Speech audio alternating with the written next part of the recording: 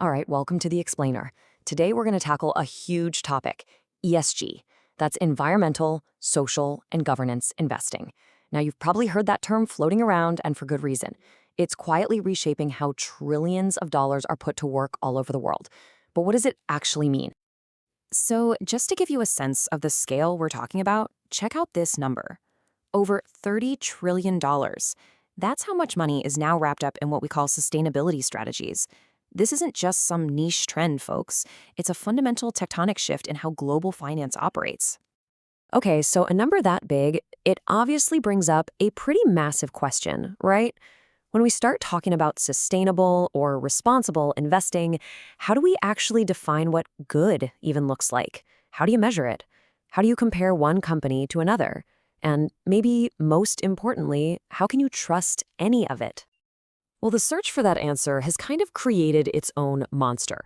See, instead of getting one single clear way to measure what good is, we've ended up with this super confusing, totally overwhelming landscape of different standards and frameworks. You know, people in the know have the perfect name for this. They call it the alphabet soup of ESG reporting. And it's a great description, right? It's just this jumble of competing acronyms and methods that can feel absolutely impossible to navigate, not just for everyday people, but for the huge companies and professional investors trying to make sense of it all. I mean, just look at this. You've got GRI, SASB, TCFD, the list just keeps going. And each one of these was designed for a slightly different reason, for a different audience. The result is what companies now call reporting fatigue. They're just drowning in all these overlapping requests for information. Okay, but here's the thing. To cut through all that noise, you have to understand that this isn't just a random mess of acronyms. It's actually a battle between two totally different ideas about what corporate reporting should even be for. So on one side of the ring, you've got frameworks like the Global Reporting Initiative, or GRI.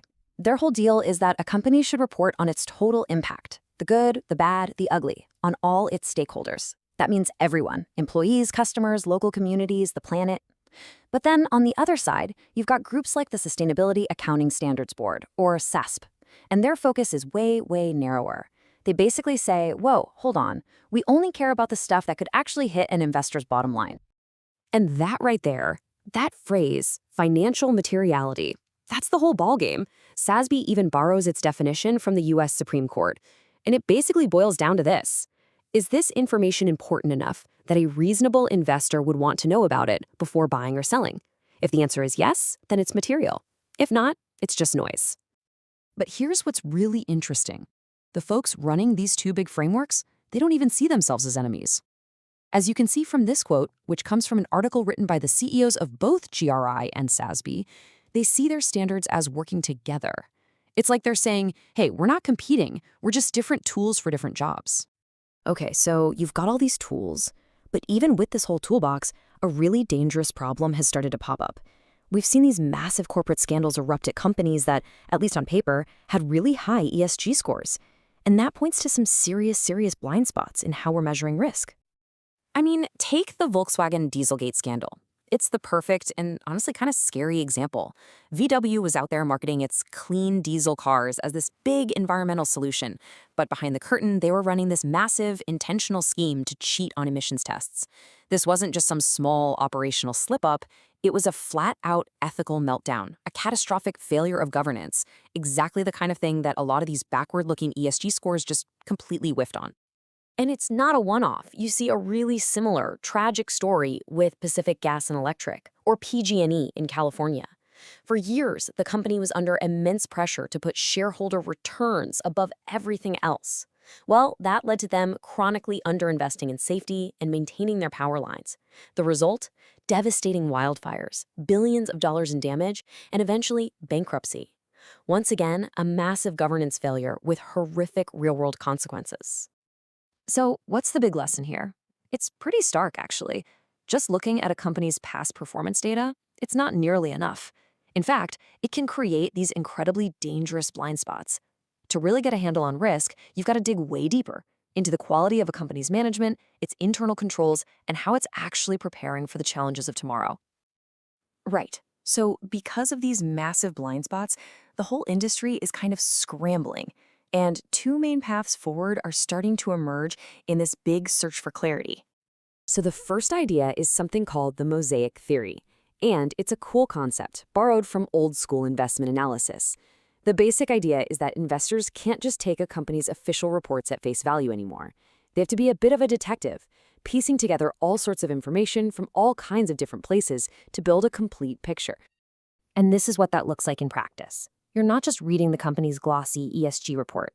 You're piecing it together with everything else: financial statements, news reports, even non-public stuff like interviews with former employees or local community leaders. The goal is to cross-check what the company is telling you and hopefully uncover the risks that might be hiding in plain sight. Okay, so that's one path. The other path is a huge global push for something called convergence.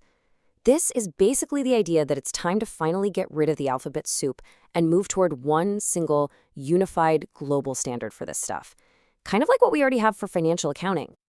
And listen, this isn't some fringe idea. We're talking about heavy hitters here. The World Economic Forum, the group that represents all the world's top financial regulators, the big accounting firms, huge investors, they're all saying it's time. They think one common standard would cut through the confusion and finally make ESG data as reliable and comparable as financial data. But, and this is a big but, this whole idea of one standard to rule them all brings us to the final and maybe the most important debate in this whole space.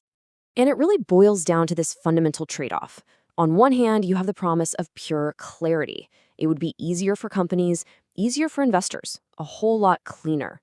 But on the other hand, you have this really serious peril, creating what some people are calling an analytical monoculture. Think about it.